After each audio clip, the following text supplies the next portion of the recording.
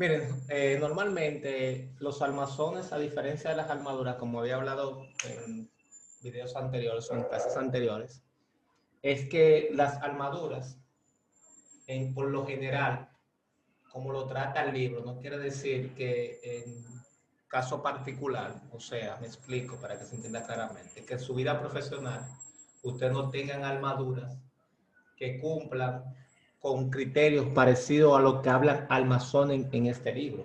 Porque este libro en particular es una introducción al área de lo que tiene que ver con el análisis estructural y el diseño de estructuras. Este es simplemente lo que es la cimentación o la parte básica de, de esa área específica de estudio de la ingeniería civil y de algunas otras ingenierías que puedan utilizar. Ahora bien, la diferencia que plantea este libro con respecto de entre armazones y armaduras es dos casos en particular. El primer caso en particular es que en este libro, por lo general, las armaduras son estructuras isostáticas. Lo que quiero decir con estructuras isostáticas es que el número de incógnitas es igual al número de ecuaciones, por lo general. Aquí, solamente en esta parte del libro, o sea, todo, cuando ya entren al tema de análisis estructural, como vuelvo y les repito, van a darse cuenta que no siempre el número de incógnitas va a ser igual al número de ecuaciones y habrá diferentes tipos de métodos para resolver ese tipo de ecuaciones o ese tipo de estructuras. Ahora, en el libro, las armaduras siempre le plantean las fuerzas en los nodos. Y por lo general uno va a tratar que cuando te hacen unos diseños de armadura, tratar de que cada fuerza que uno aplique externa sea en el nodo, pero no siempre eso se va a cumplir. Ahora, el tema de armazón es una armadura o una forma, un tipo de armadura, vamos a decirle, o la armadura es un tipo de armazón, todo depende como tú lo veas, en el cual las fuerzas no necesariamente son nodales, sino las fuerzas son aplicadas, pueden ser aplicadas tanto en el nodo como en cualquier punto a lo largo del elemento.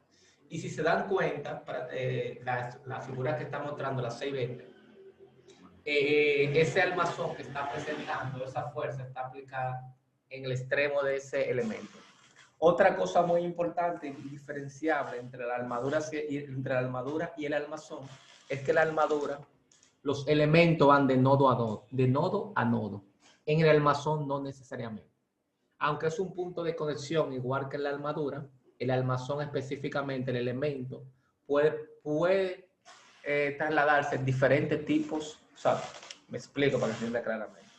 El elemento puede ser o contener varios nodos a lo largo de su longitud.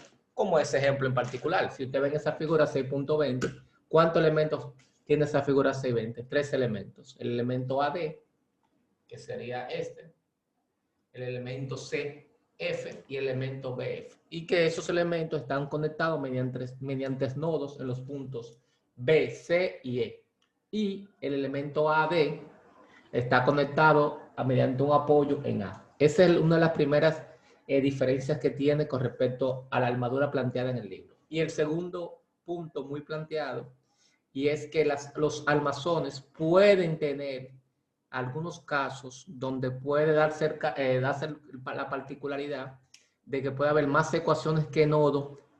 Teóricamente, ustedes, sin hacer un análisis bien exacto. ¿A qué me refiero a hacer un análisis bien exacto? Si usted simplemente ve los apoyos versus las incógnitas, usted le hace creer que es una estructura hiperestática. Puede darse a creer, pero no. Lo que pasa es que cada punto de conexión entre los nodos, eso te genera unas ecuaciones adicionales. Y esas ecuaciones adicionales no hacen que esa estructura sea hiperestática. Realmente también la estructura es isostática.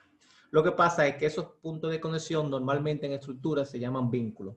Y cada vez que tú tienes un vínculo en una estructura, tú añades una ecuación adicional a la cantidad de ecuaciones que te genera un sistema isostático, un sistema típico, no isostático, un sistema típico que normalmente en el plano son 3 ecuaciones de equilibrio, que son 2 de fuerzas y 1 de momento. Entonces, cada vez que hay un vínculo, tú puedes añadir una ecuación adicional. Y los vínculos, en este caso en particular, son los puntos de conexión con los elementos, que puede, no siempre, pero puede generar ecuaciones adicionales. Partiendo de ese caso, si tenemos esa estructura, ¿qué es lo que nos van a pedir en general a este nivel? A este nivel lo que nos van a pedir en general son las fuerzas nodales, o sea, las fuerzas de los apoyos, de las conexiones de los elementos. Entiéndase que en este caso en particular le van a pedir la fuerza en la conexión A, que es la conexión con la, vamos a decir, con el terreno o con el elemento de anclaje. Te van a pedir la B, C, E y en este caso en particular, como hay un cable, te van a pedir la tensión de dicho cable. Entonces, eso es lo que le van a pedir. ¿Cómo vamos a determinar esa fuerza? Muy sencillamente. Muy parecido al método de los nodos. Vamos a desacoplar la estructura, pero en vez de analizar un nodo, vamos a analizar el elemento completo, tomando en consideración que cada uno de esos nodos va a transmitir unas fuerzas que es producto de la conexión y la interacción que hay entre los elementos. Me explico claramente. Denme un segundito, por favor.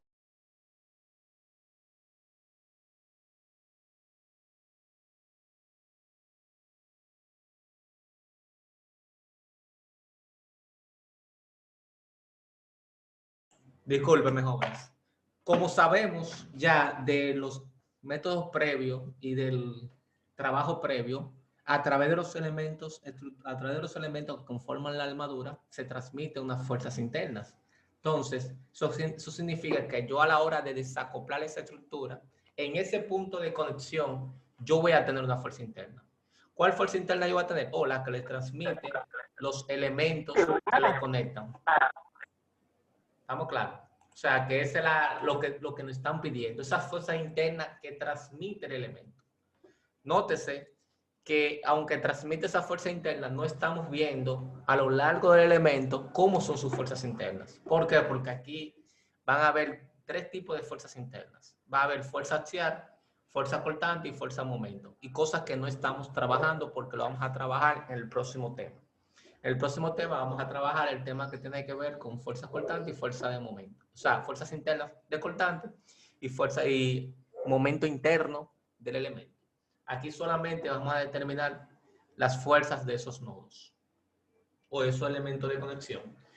Y lo vamos a determinar, como le acabo de decir, desacoplando la estructura y sustituyendo en cada uno de los nodos sus respectivas fuerzas. Entonces, viendo ya y explicado conceptualmente esa parte básica, simplemente nos podemos ir a hacer un pequeño ejemplo.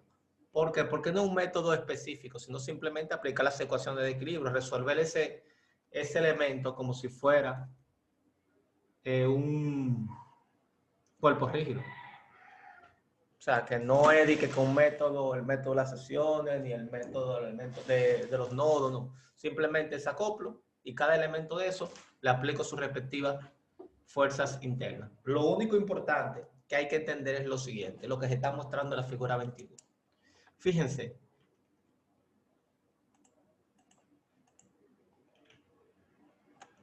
Lo van inmediatamente a asimilar. El nodo, yo lo que creo que usted se concentre mirando el nodo C, o sea, mirando dicho nodo. Si yo miro el nodo C, ¿qué me doy cuenta? Yo sé que en ese nodo C hay una fuerza interna que va a transmitir, que es la transmisión entre la barra B y la barra C. Cuando yo desacople esa estructura, tenemos que pensar lo siguiente. Si en una de las barras o elementos, o sea, en esta, yo asumo que la fuerza interna, por ejemplo, horizontal va a la derecha, en la otra barra tiene que ir en sentido opuesto. ¿Por qué tiene que ir en sentido opuesto? Muy simple, porque cuando yo la conecto a la estructura, ese nodo tiene que estar en equilibrio. Y para que ese nodo esté en equilibrio, todas las fuerzas que convergen en ella tienen que ser cero. Por tanto, al yo desacoplarla, simplemente lo que estoy haciendo es distribuyendo las fuerzas que transmite el elemento AC y en el otro lado las fuerzas que llegan el elemento BC. Como van a ser iguales en sentido opuesto en ese nodo en particular, se van a hacer cero. ¿Por qué tienen que ser iguales y contrarias en diferentes elementos? Porque si fueran diferentes, ya ese nodo no tuviera equilibrio. o ese punto de conexión. Y al no estar en equilibrio, automáticamente tiene que estar en movimiento. ¿Estamos claros? Por eso que inmediatamente ustedes acoplar la estructura, una fuerza en un nodo específico, B, C, A, el que sea. Si usted pone en la barra AC o en el elemento AC las fuerzas hacia la derecha y hacia arriba, como está mostrada aquí, en el otro punto de conexión de ese nodo tiene que mostrarla en sentido opuesto. ¿Estamos claros? Y cuando yo determine el equilibrio de cada uno de los cuerpos, el valor de CY del cuerpo izquierdo tiene que ser exactamente el mismo valor del cuerpo derecho.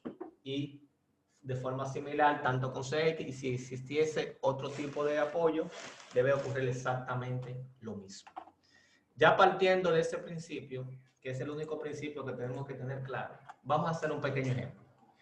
Les recuerdo que pueden suceder dos cosas que quiero que quede claro.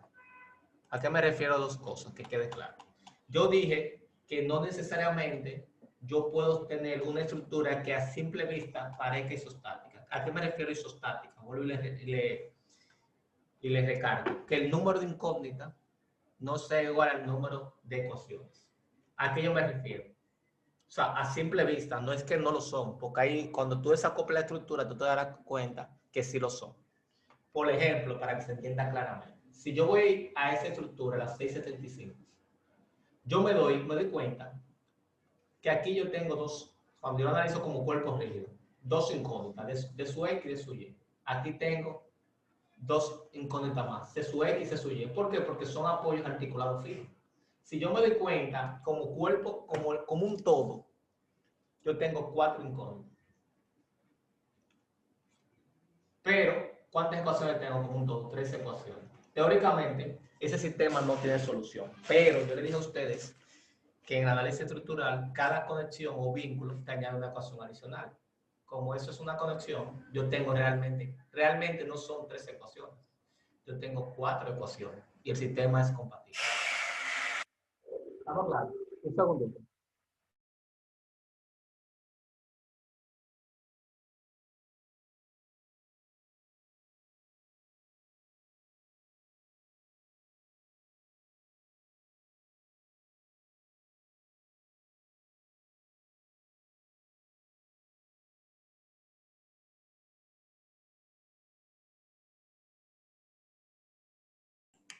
Discúlpeme, jóvenes. Entonces, cuando yo tengo un sistema de estructura de esa forma, lo más probable es que las incógnitas habría que determinarlas desacopladas, no acopladas. O sea, normalmente en estos casos de ejercicio, lo que uno hace es que trabaja las condiciones de apoyo, o sea, las reacciones, como un todo, o sea, analizando el cuerpo completo, si se pudiera analizar. Entonces, cuando analizo ese cuerpo completo, determino esas reacciones y simplemente después me concentro a analizar cada uno de los elementos de forma separada, como vamos a hacer en el ejemplo 679. Si vemos el ejemplo 679, que es el que quiero hacer, que ya lo tengo planteado en nuestra pizarra, vamos a determinar las fuerzas de cada uno de los nodos. Fíjense que es lo que le está pidiendo simplemente las fuerzas del elemento A, B, C, D. O sea, le está pidiendo la fuerza que hay en el nodo C, la fuerza que hay...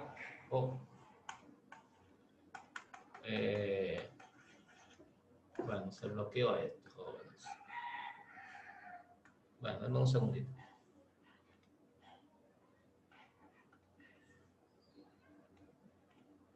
Ok, la fuerza que hay en el nodo C, la fuerza que hay en el nodo B y la fuerza que hay en diferentes nodos. Miren, vamos a hacer lo siguiente. Voy a parar de grabar.